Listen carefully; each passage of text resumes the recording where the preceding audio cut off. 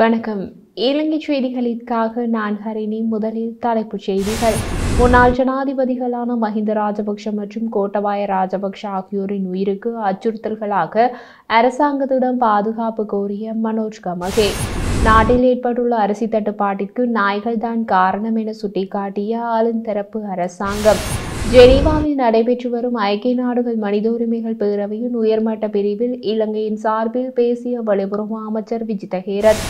இனி விரிவான செய்திகள். ஸ்ரீலங்கா பொதுஜன பெரமுனவின் சட்டத்தரணி மனோஜ் கமகே முன்னாள் ஜனாதிபதிகள் மஹிந்த ராஜபக்ஷ மற்றும் கோட்டபாய ராஜபக்ஷ ஆகியோரின் உயிருக்கு அச்சுறுத்தல் இருப்பதாகவும், ஏனெனில் அவர்கள் கடந்த காலத்தில் நாட்டின் ஒவ்வொரு பிரச்சினையிலும் நேரடியாக முடிவுகளை எடுத்த தலைவர்கள் என்றும் தெரிவித்துள்ளார். இது தொடர்பில் அவர் கூறும்போது, எங்கள் தலைவரின் உயிருக்கு நாங்கள் அஞ்சுகிறோம். மஹிந்த ராஜபக்ஷ மற்றும் நாமல் ராஜபக்ஷவின் உயிருக்கு நான் பயப்படுகிறேன்.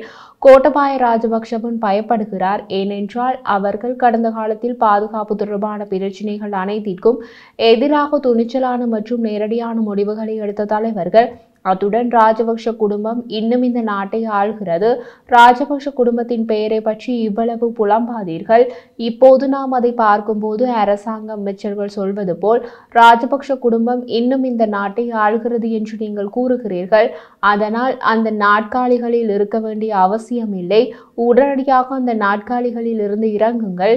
நாட்டின் பாதுகாப்பு அமைச்சை கோட்டபாய ராஜபக்ஷவிடம் ஒப்படைத்து விடுங்கள். 1 மாதத்திற்கு அதை ஒப்படைத்து விடுங்கள். அவர் இந்த பிரச்சனையெல்லாம் தீர்த்து வைப்பார். ஏனென்றால் பாதுகாப்பு செயலாளராக இந்த நாட்டின் தேசிய பாதுகாப்பை திறமையாக உறுதி செய்த ஒரு தலைவர் அவர். உங்களால் முடியாவிட்டால் புலம்பாதீர்கள். வெட்கமின்றி வேலையை கோட்டபாய ராஜபக்ஷவிடம் ஒப்படைத்து விடுங்கள் என கூறியுள்ளார். நாடாளுமன்ற உறுப்பினர் நாமல் ராஜபக்ஷ வடக்கு மற்றும் தெற்கை சேர்ந்த இளைஞர்களுக்கு எதிராக முகப்புத்தக பதிவுகளுக்காக பயங்கரவாத தடை சட்டம் பயன்படுத்தப்படுவதாக தெரிவித்து அரசாங்கத்தின் இரட்டை நிலைப்பாட்டை விமர்சித்துள்ளார். அரசாங்கம் பயங்கரவாத தடுப்பு சட்டத்தை பாதாள உலக நடவடிக்கைகளை தடுக்க பயன்படுத்தாது என்று பொது பாதுகாப்பு அமைச்சர் ஆனந்த விஜயபால நாடாளுமன்றத்தில் கூறியதைக்கு பதில் கூறும் போதே இதனை கூறியுள்ளார். அத்துடன் பாதாள உலக நடவடிக்கைகளை தடுக்க பயங்கரவாத தடை சட்டத்தை பயன்படுத்த வேண்டாம் என்று தீர்மானித்தால் வடக்கு மற்றும் தெற்கை சேர்ந்த இளைஞர்களின் முகநூல் பதிவுகள் மற்றும் சிறிய குற்றச்சாட்டுகளுக்கு எதிராக பயங்கரவாத தடை சட்டத்தை பயன்படுத்தும் நியாயமா என்று அவர் அரசாங்கத்திடம் கேள்வி எழுப்பியுள்ளார். அவர் மேலும் கூறிய போது, இந்த அரசாங்கம் பயங்கரவாத தடை சட்டத்தை ரத்து செய்வதாக மக்களுக்கு உறுதியளித்தது. ஆனால் இந்த சட்டத்தின் தவறான பயன்பாட்டை முடிவுக்கு கொண்டு வரும் வடக்கு மற்றும் கிழக்கிலிருந்து அவர்களுக்கு பெரும் ஆதரவு கிடைத்தது. பயங்கரவாதத்தை எதிர்த்து போராடுவதற்கு வலுவான சட்டத்தை எங்கள் கட்சியின் கொள்கை ஆதரிக்கிறது.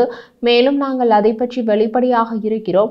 செம்மறியாட்டு தோளுக்குள் இருக்கும் புலி போன்று மற்றவர்களைப் போலல்லாமல் நாங்கள் ஒருபோதும் எங்கள் நோக்கங்களை மறைக்கவில்லை. அது மட்டுமில்லாமல் அரசாங்கத்தின் இந்த இரட்டை நிலை அணுகுமுறையை நான் கடுமையாக எதிர்க்கின்றேன். அவர்கள் உண்மையிலேயே எதை நம்புகிறார்கள் என்பதை வெளிப்படையாக மக்களுக்கு சொல்ல வேண்டிய நேரம் இது என குறிப்பிட்டுள்ளார்.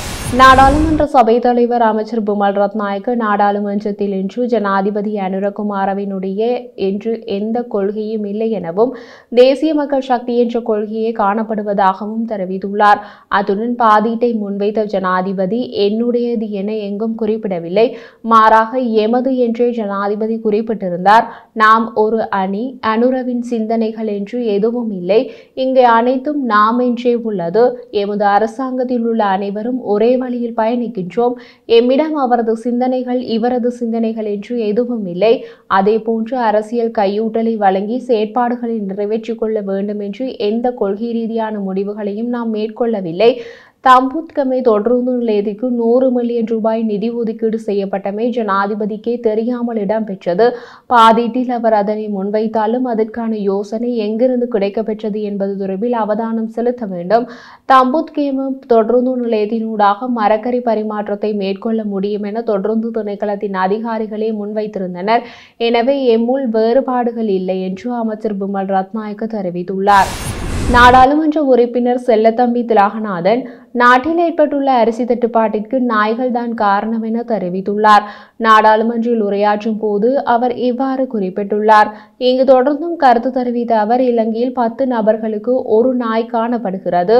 ஒரு சாதாரண மனிதன் உண்ணுகின்ற அரிசியிலும் பார்க்க கூடுதல் அளவான அரிசியைத்தான் நாய்கள் உணவாக உட்கொள்கின்றன. விமர்சனம் செய்பவர்கள் நாய்கள் வளர்க்காதபடியால் அது சம்பந்தமான அறிவு இருக்க வாய்ப்பில்லை என குறிப்பிட்டுள்ளார். அமைச்சர் நலிந்த ஜெயதிச தேசிய பாதுகாப்புக்கு அச்சுறுத்தலாக கருதப்படும் உடைகள் குறித்து அரசாங்கம் எந்த முடிவும் எடுக்கவில்லை என்று தெரிவித்தார். அத்துடன் சில ஆடைகள் பாதுகாப்பு அபாயங்களை ஏற்படுத்துமா என ஊடகவியலாளர் ஒருவர் வினவிய போதே இவ்வாறு பதிலளித்தார். ஆனால் இதுவரை போலீஸ் உட்பட பாதுகாப்பு நிறுவனங்கள் எந்த ஒரு உடையும் பாதுகாப்புக்கு அச்சுறுத்தலாக இருப்பதாக எந்த முறைப்பாடும் அளிக்கவில்லை. ஒரு நபரின் கலாச்சார அடையாளத்தை குறைமதிப்பிற்கு உட்படுத்தும் விதிமுறைகளை விதிக்க நாங்கள் தயாராக இல்லை. தேசிய பாதுகாப்புக்கு அச்சுறுத்தல் ஏற்படுத்தும் நடவடிக்கைகளுக்கு குறிப்பிட்ட உடைகள் பயன்படுத்துவதாக பாதுகாப்பு நிறுவனங்கள் தெரிவித்தால் மட்டுமே அத்தகைய முடிவு பரிசீலிக்கப்படும். இதுவரை அத்தகைய அறிக்கை எதுவும் வெளியிடவில்லை. எனவே இந்த விஷயம் பரிசீலனையில் இல்லை என்றும் அவர் குறிப்பிட்டுள்ளார். பிரதமர் ஹரிணி அமரசூரிய அரசாங்க வரவு செலவு திட்டத்தில் யாரையும் கைவிடவில்லை எனவும் பாதிக்கப்பட்ட அனைத்து பிரிவினரையும் உள்ளடக்கியுள்ளதாகவும் தெரிவித்தார். மேலும் கூறியதாவது, புள்ளி விவரங்களுக்கு அப்பால் சென்று வரவு செலவு திட்டத்தின் பின்னணியில் உள்ள சிந்தனையை படிக்குமாறு நாங்கள் உங்களை வலியுறுத்துகிறோம். எங்களுடைய எதிர்கால பயணத்தின் அடிப்படை என்ன என்பதை வரவு செலவு திட்டம் சுட்டிக்காட்டுகிறது. ரணில் விக்ரமசிங்கவின் கொள்கையின் தொடர்ச்சியை நாங்கள் முன்வைப்பதாக குற்றம் சுமத்துகிறார்கள்.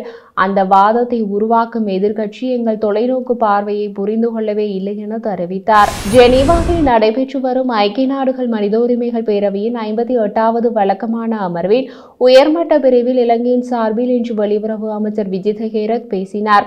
அமைச்சர் விஜித ஹேரத் தனது உரையில் மனித உரிமைகள், நல்லிணக்கம் மற்றும் நிலையான அபிவிருத்திக்கான இலங்கையின் அர்ப்பணிப்பை மீண்டும் உறுதிப்படுத்தினார். நாட்டின் முன்னேற்றம் மற்றும் சர்வதேச சமூகத்துடன் தொடர்ந்து ஈடுபடுவதற்கான அரசாங்கத்தின் உத்திகளை எடுத்து காட்டினார். அவரது பேச்சில் இலங்கையின் வேறெந்த பகுதிகளை விடவும் வடக்கு கிழக்கு பற்றியே அதிகம் இடம்பெற்றிருந்தது. முக்கிய குறிப்பாக வடக்கில் யாழ்ப்பாணம் பற்றியே அதிகம் குறிப்பிடப்பட்டது. ஐநாவில் அவரது உரையில் சில மாதங்களுக்கு முன்னர் நடைபெற்ற ஜனாதிபதி மற்றும் நாடாளுமன்ற தேர்தல்களில் இலங்கை மக்கள் பொருளாதார, சமூக மற்றும் அரசியல் மாற்றத்தை நோக்கி நாட்டை வழிநடத்துவதற்கு வலுவான ஆணையுடன் புதிய அரசாங்கத்தை தேர்ந்தெடுப்பதற்கான முற்போக்கான முடிவை எடுத்தனர். போரால் பாதிக்கப்பட்ட வடக்கு மற்றும் கிழக்கு மாகாணங்களில் சமூக பொருளாதார நிலைமைகளை மேம்படுத்துவதற்கும் மேல்குடியேற்றம், வீடமைப்பு இழப்பீடுகள் மற்றும் உட்கட்டமைப்பு அபிவிருத்தி போன்ற முக்கியமான தேவைகளை நிவர்த்தி செய்வதற்கும் விசேட கவனம் செலுத்தப்பட்டுள்ளது. வடக்கு மற்றும் கிழக்கு மாகாணங்களில் உள்கட்டமைப்பை மேம்படுத்துவதற்கும் வாழ்வாதாரத்தை ஆதரிப்பதற்கும் தொழில்களை மேம்படுத்துவதற்கும் அரசாங்கம் தீவிரமாக செயல்பட்டு வருகிறது. இது இணைப்பை மேம்படுத்துவதற்கும் பிராந்திய வளர்ச்சிக்கு ஆதரவளிப்பதற்கும் நோக்கமாக உள்ளது. பல தசாப்தங்களுக்கு பின்னர் 2024ஆம் ஆண்டு நவம்பரில் பலாலி, அச்சுவேலி பிரதான வீதி உட்பட வடமாகாணத்தில் பல வீதிகள் மக்கள் பாவனைக்காக திறந்து வைக்கப்பட்டன. இந்த ஆண்டு ஜனவரி மாதம் யாழ்ப்பாணத்திற்கு விஜயம் செய்த ஜனாதிபதி தமிழ் பேசும் இளைஞர்களுக்கு இலங்கையின் போலீஸ் சேவையில் அங்கம் வகிக்குமாறு பகிரங்க அழைப்பு விடுத்தார். 2025 வரவு செலவு திட்டத்தில் தமிழ் சமூகத்தின் கல்வி மற்றும் அறிவொளியின் அடையாளமாக விளங்கும் வரலாற்று யாழ்ப்பாண நூலகம் உட்பட நாடு முழுவதிலும் உள்ள நூலகங்களை மேம்படுத்துவதற்கான கணிசமான ஒதுக்கீடுகள் உள்ளடக்கப்பட்டுள்ளன என்று தெரிவித்தார்.